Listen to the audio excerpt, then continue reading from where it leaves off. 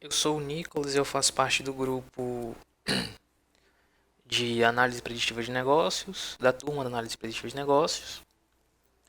E o meu grupo é eu, Nicolas Brito, Davi Nascimento, o Wilker e a Lara Mel.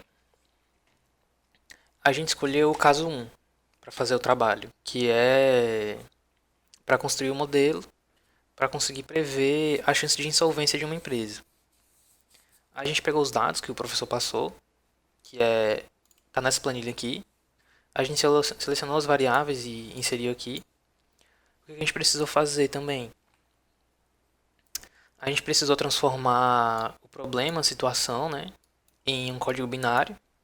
Então a gente adotou 0 para problema e 1 para saudável, que não tem insolvência, e aqui são as insolventes. E a gente subiu para o R. No R, o que a gente fez? A gente precisou instalar um pacote para ler XLSX, para ler Excel, porque o CSV do LibreOffice dava alguns erros e a gente não conseguiu resolver isso. Então a gente só instalou o pacote para ler XLSX e subiu tudo em Excel mesmo. A segunda coisa que a gente fez foi inserir a base, os dados da gente. A gente definiu o nome como amostra e colocou pro RLay. Depois disso a gente usou a TET para tratar as colunas como variáveis e poder colocar nas equações e seguir em frente. Depois disso a gente fez um teste com as variáveis que a gente escolheu, para saber dessas aqui quais que realmente afetam o resultado final.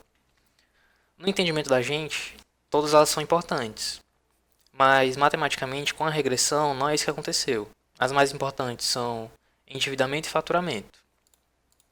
Aí o que a gente fez?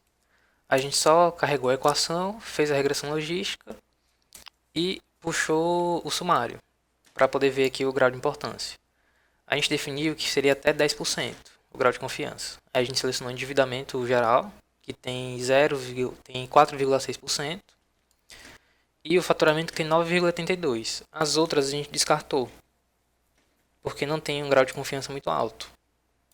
Então a gente só deixou quieto e partiu para a regressão logística dessas variáveis. Que foi, eu coloquei aqui a equação 1 para ficar mais fácil. E a gente colocou que a situação de que se a empresa é saudável ou é insolvente é função do endividamento e o faturamento. Aí a gente carregou, fez a regressão, puxou o sumário de novo para poder ver o grau de confiança. Está abaixo de 5%, então dá para considerar. E aí eu puxei só o coeficiente depois, para poder inserir na planilha da gente. Terminado aqui no R, a gente passou para essa tabela, que é a tabela que a gente fez para o exercício do Titanic, e colocou o intercepto, as estimativas do intercepto, do endividamento e do faturamento. Aqui está aparecendo 0, mas ele é esse número aqui. É porque é muito grande e não ficaria tão organizado aqui. Qual que é a dinâmica da gente? Qualquer empresa pode só colocar os valores dela aqui, os indicadores. Por exemplo, 0,5 e 10 milhões. A chance de dar algum problema no próximo ano é 14,86%, com base nesses dois dados aqui. Se a gente aumentar para 1, a chance já aumenta. Se a gente for para 2, aí ela dispara, quase 100%.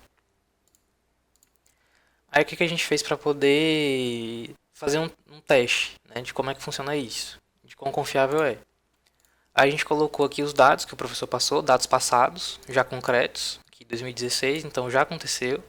A gente já sabe que essa empresa aqui deu problema, por exemplo. E com base nos cálculos da gente, ela tinha 98% de chance de ser insolvente, de entrar em insolvência. Essa daqui 94, 58, tem alguns valores menores, essa 32%, 25%, mas tem outros como essa daqui, por exemplo, que é 100%. Eu não acho que seja 100%, é 99,999, mas ficaria muito feio se eu colocasse aqui. Então a gente deixou só 100%. O que a gente fez aqui foi a mesma coisa da tabela, do logit e do problema, só para poder chegar a esse cálculo, chegar a esse resultado. E está escrito aqui. A fórmula ficou um pouco grande, porque ao invés de eu ter os indicadores aqui, as variáveis, para poder referenciar só a célula, eu tive que colocar os valores. Então tá aqui o valor de intercepto 2,87, 48,69. A estimativa do endividamento, que é menos 4,93, 95,91. E a estimativa do faturamento. A gente colocou um exponencial para poder trazer o logit para uma probabilidade, para poder usar. E no final, só para poder colocar a insolvência, a probabilidade de insolvência, eu só coloquei 100 menos o resultado.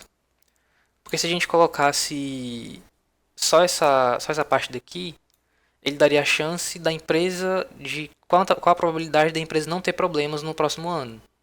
E como o trabalho queria saber qual a possibilidade de ter problemas, a gente colocou o 100 de 100%, menos a chance de não dar problema, menos a chance de ser saudável. E é só isso que a gente fez.